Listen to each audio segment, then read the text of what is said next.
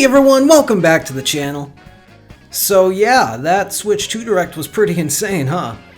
We of course got a more in-depth look at the Nintendo Switch 2, but also we're getting Nintendo GameCube games coming to NSO, as well as what looks like a spiritual successor to Bloodborne coming exclusively to the Switch 2, a casual 2025 confirmation of Silksong and a freaking sizzle reel, a beautiful looking new 3D Donkey Kong game, as well as goofier things like the camera, which is really not my thing, but hey, now my friends can see my spirit being crushed in real time when we play Mario Party.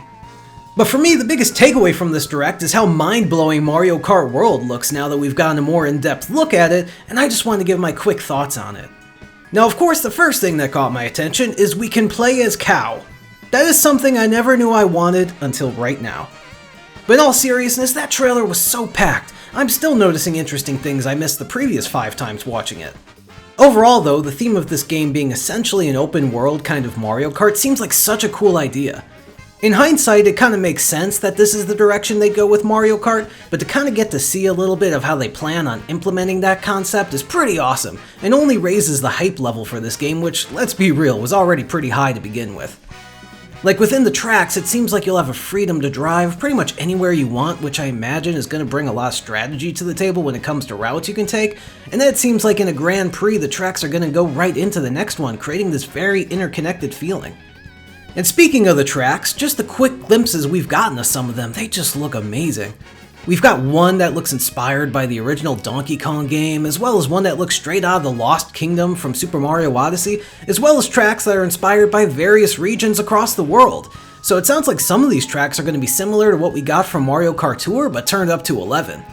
And we even got to look at some of the retro tracks that are going to be coming to Mario Kart World in DK Pass, Shy Guy Bazaar, Airship Fortress, among others, which is super exciting, as those were a few of the tracks I had hoped made it into the Mario Kart 8 Deluxe DLC that didn't make the cut.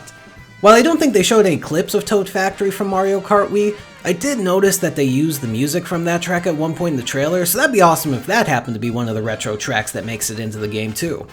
Also, another cool feature that's coming to Mario Kart World is the addition of various costumes for the characters, as well as what seems like an item you can get that lets you change your costume mid-race, which is just that kind of touch that really adds a lot of personality to something that already had a lot of that to begin with.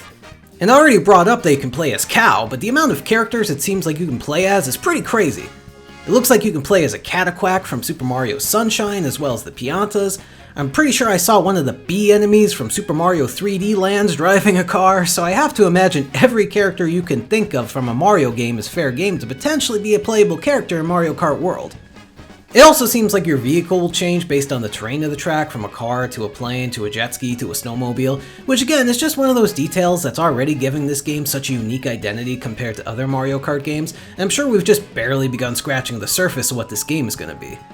Also, the knockout mode looks like it could be pretty interesting as well, with players being eliminated after each race, but with the tracks being interconnected, you just go right into the next round. Kinda similar to what we saw in F-Zero 99, which was also a ton of fun to play. And yeah, I'm equally overwhelmed and super curious after watching that trailer. I feel like it's gonna feel like a long wait between now and June 5th when we can finally play this thing. Luckily, in a couple weeks we're gonna get a Mario Kart World Direct to help hold us over and learn even more about what this game has to offer. Anyways, those are just my thoughts on the Mario Kart World trailer. Comment down below what you think of all this.